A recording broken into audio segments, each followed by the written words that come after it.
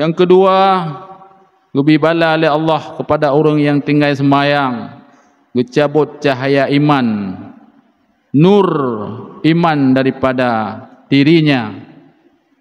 Ya, meri ju beda. Ada kalian muka orang semayang, orang hana semayang, di beda ju. Ya. Oh beda kero masing-masing. Muka orang nak kendang semayang, mucahaya, cahaya wudu, cahaya salat. Dan juga singgah huruf kiamat, terus watai katanya kena meninggal juga Allah akan gebi bala kepada orang-orang yang tinggal sembahyang. Yang pertama gebi bala watai tanya tengah sakratul maut, watai malaikat kena tarik nyawang tu, gebi tanya dalam keadaan haus gerah yang tiada terpuaskan.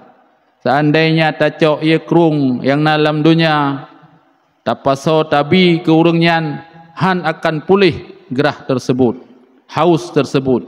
Itu adalah azab yang diberikan kepada orang-orang yang suka meninggalkan solat.